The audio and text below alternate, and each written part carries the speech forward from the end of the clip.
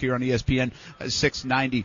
You kind of think the Patriots are going to win this game, right? Yeah, Because 31. I think 31-24. Yeah. Yeah. Hey, we think like 34-24 is what I've got it with the Patriots winning.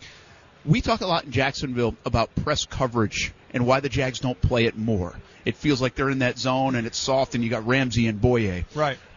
Go all the way back to 2002 when the Patriots started this run. The reason they beat the Rams that year is because I think they pressed the Rams receivers and the officials let them play.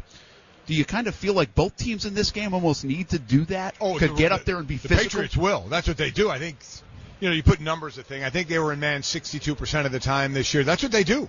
They're going to come up, and normally it's refs let it go a little bit, forgetting the non-call, that happened at all. Refs normally let it go a little more. So they'll come up and they'll test it. First 5 minutes of any sport. See what the calls are. Basketball the same way. How tight are the officials calling it? And then it's your job as a team to adjust to that. Not to complain, but adjust to it. If they let it go a little bit, these guys are going to come up and they're going to be handsy all over you. That's their game. That's what they're going to do. All right, you're one of the stars here on Radio Row, but you ever look forward to seeing any of the actors? I love it because you never know who you're going to see. Forgetting the sports world, that doesn't enamor me. Yeah. Backstreet Boys are here. You get wrestlers here. You get entertainers here. That stuff's cool to me. That's what I like. Well, we're glad you came along. I appreciate that. Mike Golic from ESPN. Golic and Wingo. It'll never be Wingo and Golic. It's Golic and Wingo. Boom. On ESPN 690, 6 a.m. Monday through Friday. Make sure you catch them. We'll be back from Radio Row in Atlanta, Georgia. Super Bowl 50. Well, this is the big dance, playing great football all year, but this is the last one. You got to play your best football. This is the biggest stage, the biggest stage I ever played on. So we just got to keep playing football at a high level. Don't forget what got us here, but, leave everything out there one more time. One more game, opportunity to be a world champion. That is Aaron Donald, the LA Rams superstar defensive tackle, best player on defense in the NFL, maybe the best player in the NFL. I mean, most impactful. What's crazy about Aaron Donald? Listen, linemen are fat usually. I mean, even defensive linemen have a belly on them. That dude is ripped. It's unbelievable what he looks like. He does not look like a defensive lineman in the NFL, which is absolutely crazy. So he's such a good player, and I guess that's part of his size in general. Had people wondering if he would be a star in the NFL coming out, even when he was at the Senior Bowl in Mobile, Alabama years ago. And I think it's maybe the kind of his physique and his style of play to go along with that size that really makes him so difficult to defend. People thought it would be a tough thing in the NFL. I think it's actually been a helpful thing and more of a difficult thing for offensive linemen.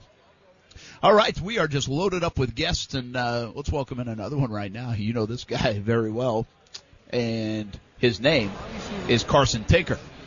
Jacksonville Jaguars long snapper. Jump right on, man. We're live on ESPN 690, yeah. Hey, what's up, guys? I can hear you. Thanks for just stopping in. You're all over the place here in Atlanta this week, huh? Yeah, I came up here for the Rising deal, and I love Atlanta. Atlanta's a cool city, so my wife and I, we went and, saw some of our spots, and took a little longer getting back than we anticipated, but I'm here now. I'm here. Nah, that's good. What'd you go see?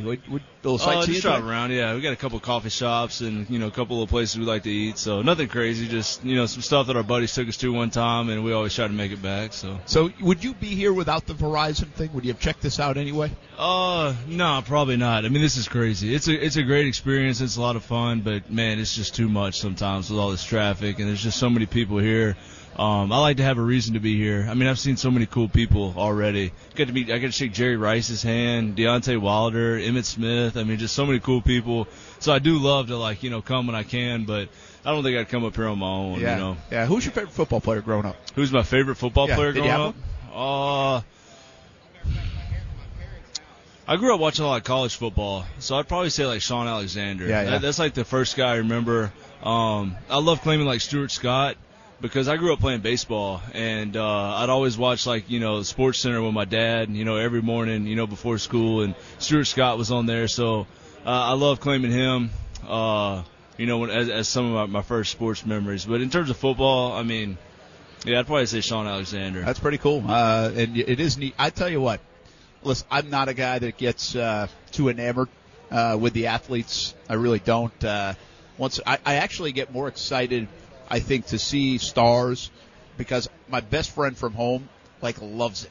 Yeah. Like he always said, "Oh, you're so lucky. This is awesome." And so I almost want to take a picture of people. Yeah. To send to him because he loves it. We saw the Backstreet Boys this morning. I got a picture of the Backstreet Boys today. And I'm this guy, Carson. I'm like, you could line up 10 of these stars, and I'd be like, yeah, you're going to have to give me a hint. Now, not like Jerry Rice or Dan Marino and those guys, but from that part of the world, the music and actors and actresses, I'm like, let me take a stab at this one, but I'm probably going to be wrong. But, even the Backstreet Boys was kind of cool. Calais had him on his show. Really? Calais was doing a show on Yahoo. Calais is probably singing with him or something. He said that was his favorite interview, the Backstreet Boys. So good for him. All right. Well, you are doing this campaign with Verizon, which is pretty cool for first responders. Tell me how it came about. And I shouldn't assume that people know your story about being in the tornado in Tuscaloosa, that devastating tornado. Well, if you want to check it out, it's allourthanks.com. That's kind of my story and everybody else's story. But I wanted to do it to say thank you. You know, there's so many guys out there, first responders that, never get the recognition. And I've been saying this the whole time. My story is just one story about one day. You know, these guys, that's their job. They go do it every day. You know, while you're in here talking sports, while I'm in the, on the football field at practice, those guys are out there saving lives. And, people don't notice that they're there and what they do until it happens to them, you know. And I'm just so thankful, that there's people out there like that. You know, I got a family now, but I've been saying, these guys have families too. And, the sacrifices that they have to make for their families, it shouldn't go unnoticed, and I'm trying to do my part to make sure that it doesn't go unnoticed, and just saying thank you, And part of saying thank you is you have to share the story and relive the story. And you wrote a book about it, but you have had to talk about it over the years. It's part of you when you get thrown from a house in a devastating tornado in Tuscaloosa, and you lose your girlfriend at the time. How do you handle that part of it? I can't relate to that. So how do you handle the part where you have to constantly share it, tell it, live it? I think that it is a story that some people out there need to hear. We all have struggles and adversity that we have to face, and I'd like to hope that someone can hear me and see where I am now and say, you know what, there is a positive. That's kind of my thing is I want to show people that you can take a negative and turn it into a positive, and I'm trying to find every way I can to make my story a positive.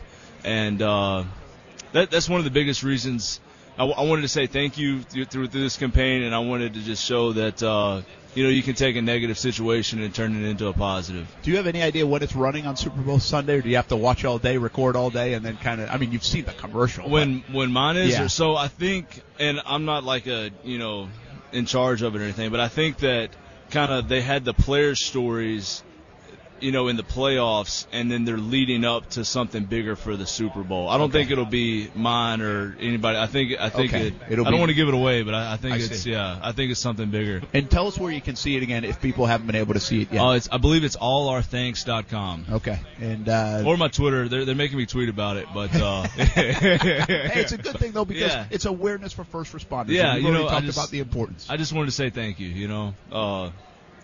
Yeah, it's just really cool because I was bringing my first responder that I dealt with. His name's Bob.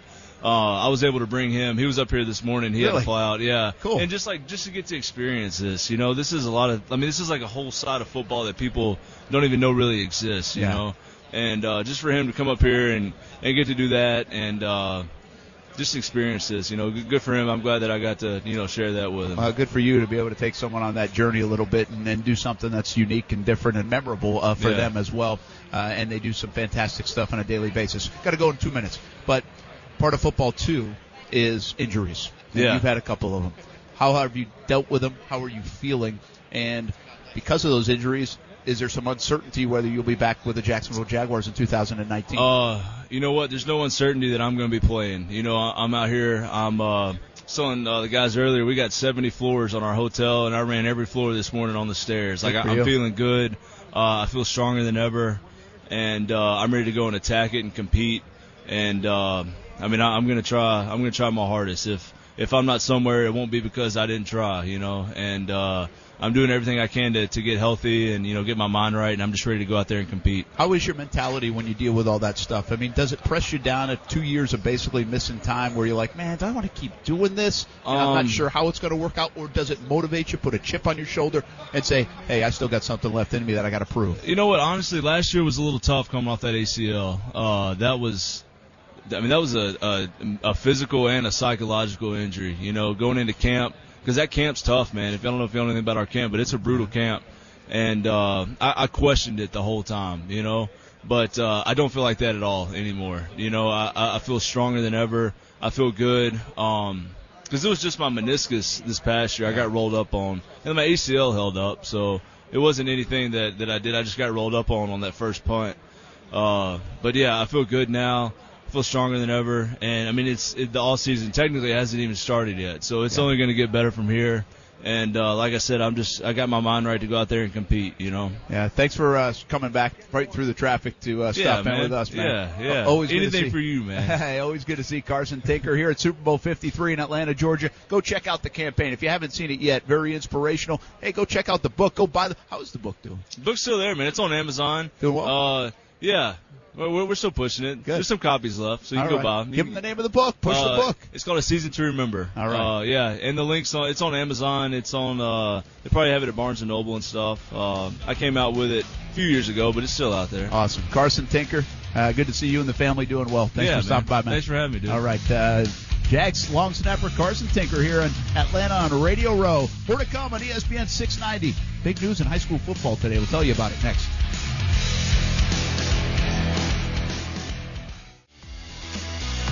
Welcome back to Radio Row, Atlanta, Georgia, Super Bowl 53, Rams, Patriots, and we have had a busy Friday, but a fun Friday. This is pretty cool here in Radio Row as guys shuffle in and out of the lineup. Yannick NGakoue already joined us. Mike Golic already joined us. Allen Robinson to come. Cliff Avril we've had. Vito Stellino's been on. Carson Tinker just joined us moments ago. And right now we will be joined by the legend of all legends, another Hall of Famer. High school football Hall of Famer, Kevin Sullivan. Coach, what's up? Hey, what's going on? What you guys doing? How about that intro right there, huh, man? Yeah, man.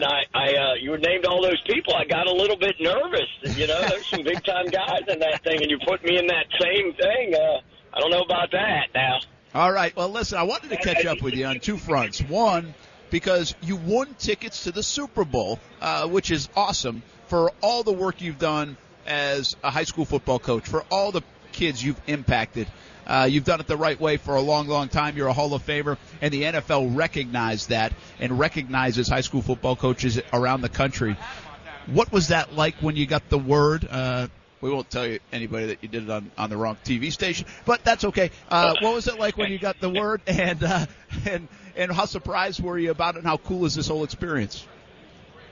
Well, it was, first off, it was really a surprise because they had been trying to do it for like 3 weeks. And I'm like, God, you know, they was bringing under the pretense that they were just going to do a thing on me and for everything that I've done. I had no idea. My wife knew. My daughter had come in. She knew.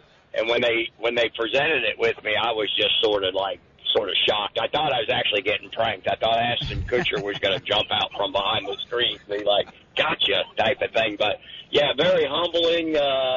Really cool. It's been a cool thing. We ended up coming up a day earlier today. We got in today and hung out downtown a little bit and stuff. So it's pretty neat. Neat. That is pretty cool because we were going to have you here on Radio Row, but I thought you weren't coming up until Saturday.